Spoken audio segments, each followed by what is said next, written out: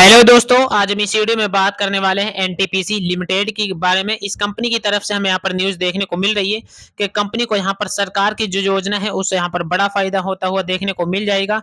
विद्युत क्षमता को यहाँ पर कंपनी 26 गीगावाट तक बढ़ाते हुए हमें देखने को मिल जाएगी। तो कंपनी की जो इस समय जो क्षमता है, विद्युत क्षमता है, वो यहाँ पर 7 गीगावाट से कुछ अधिक हमें यहाँ पर देखने को मिल रही है। तो कंपनी यहाँ पर इसको 26 गीगावाट तक बढ़ाती हुई हमें देखने को मिल सकती है।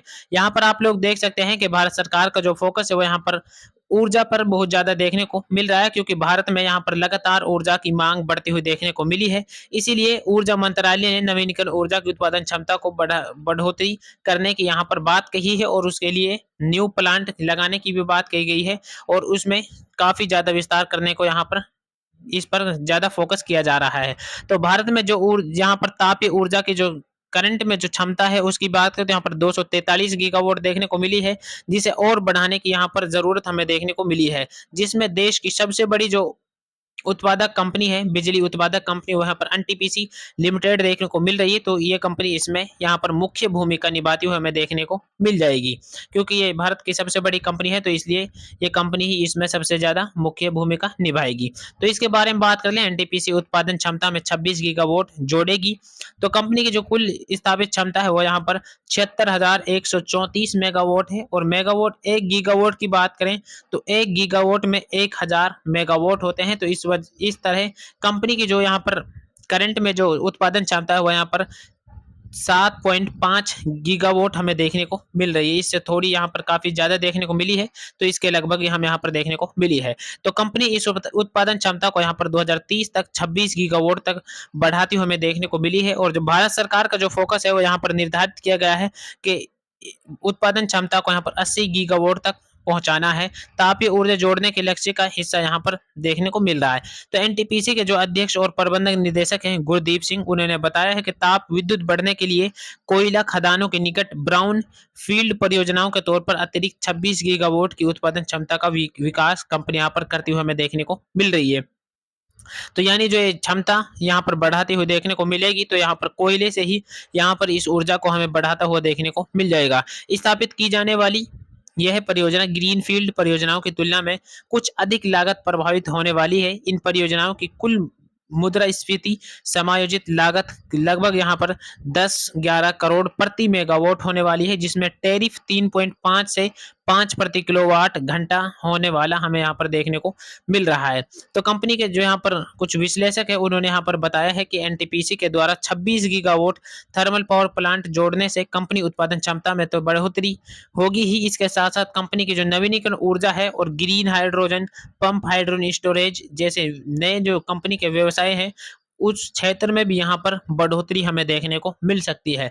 तो कंपनी का जितना ज्यादा बिजनेस बढ़ता हुआ हमें देखने को मिलेगा, उतना ही कंपनी का रेवेन्यू जनरेट होगा, और कंपनी का प्रॉफिट भी हमें यहाँ पर काफी बढ़ता हुआ देखने को मिलेगा। अगर कंपनी का प्रॉफिट यहाँ पर बढ़ेगा और कंपनी का जो क्वार्टरली रिजल्ट है वो यहाँ पर पॉजिटिव देखने को मिलेंगे, तो कंपनी के स्टॉक में भी यहाँ पर अच्छी खासी तेजी हमें बनती हुई फ्यूचर में देखने को मिल सकती है।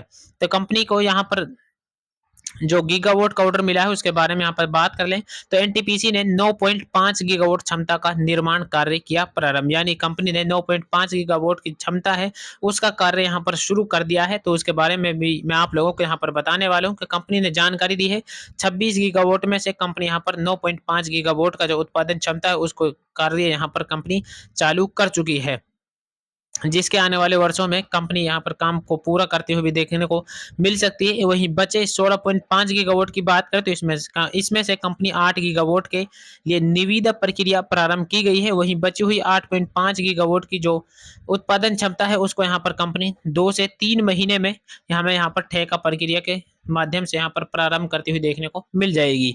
यानी आने वाले 2-3 महीनों में कंपनी जो 8.5 गीगावाट की जो उत्पादन क्षमता बची है उसको भी यहाँ पर किसी ठेकेदार के माध्यम से इस परियोजना को भी कंपनी शुरू करती हुई हमें यहाँ पर देखने को मिल सकती है। तो सरकार के द्वारा यहाँ पर जो नवीनीकरण ऊर्जा पर ध्यान केंद्रित किया जा रहा है, उसके बावजूद भी देश में बढ़ रही ऊर्जा की खपत को देखते हुए थर्मल पावर प्लांट उत्पादन क्षमता में वृद्धि करने की आवश्यकता है, जिसके लिए सरकार ने 2032 तक 80 मेगावाट थर्मल पावर प्लांट क्षमता विकसित करने की यहाँ पर जो लक्ष्य रखा है उसको यहाँ पर पूरा किया जाना चाहिए। जो मैंने आप लोगों को पहले भी बताया था कि भारत सरकार का जो फ़ोकस है वो यहाँ पर 80 गीगावाट तक इसको पहुँचाना है। तो 2032 तक का टारगेट रखा गया है। अब से 2032 तक 80 गीगावाट थर्मल पावर क्षमता और ज़्यादा हमें यहाँ पर विकसित करनी पड़ेगी, जिससे देश में ऊर्जा की जो पूर्ति है उसको यहाँ पर पूरा किया जा सके। तो एनटीपीसी के बारे में यहाँ पर जान लेते हैं। तो थोड़ा यहाँ पर कंपनी की जो इस समय उत्पादन क्षमता है वो यहाँ पर 76,134 मेगावाट है। तो देश की सबसे बड़ी कंपनी हमें यहाँ पर उत्पादन के मामले में, बिजली उत्पादन के मामले में यहाँ पर देखने को मिल रही है। तो कंपनी की जो मार्केट कैप है उसकी बात कर लें तो कंपनी की मार्केट कैप यहाँ पर 3,84,182 करोड़ रुपए देखने को मिली। तो कंपनी का स्टॉक जो प्राइस देखने को मिला तो करंट प्राइस 396 रुपए हमें यहाँ पर देखने को मिल रहा है। तो मार्की इस कंपनी का जो यहाँ पर 52वीं हाई है उसकी बात करें तो 426 रुपए और 52वीं की लो 211 रुपए हमें यहाँ पर देखने को मिल रहा है। तो वहीं अगर कंपनी की रिटर्न की बात की जाए तो पिछले 5 सालों में कंपनी ने 238.2% के रिटर्न दिए हैं और पिछले 3 साल की बात करें तो यहाँ पर 235% के रिटर्न कंपनी दे चुकी है। पिछले 1 साल में 86% के रिटर्न दिया और पिछले 6 महीने में 23%। एक 3 महीने की बात करें तो 3 महीने में यहाँ पर कंपनी ने 12.91% के रिटर्न दिया और 1 महीने में 5.05% के रिटर्न कंपनी यहाँ पर दे चुकी है। तो कंपनी का जो रिटर्न है वो यहाँ पर अच्छा देखने को मिल रहा है।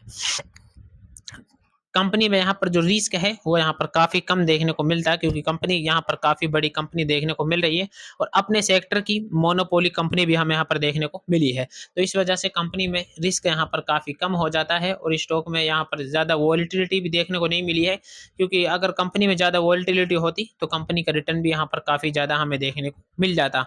तो कंपनी का जो रिटर्न है वो यहाँ पर सही देखने को मिला है, लेकिन ज़्यादा तो नहीं है, सही है और एवरेज रिटर्न कंपनी का हमें देखने को मिल रहा है। तो इस वजह से कंपनी में रिस्क भी यहाँ पर काफ़ी कम है।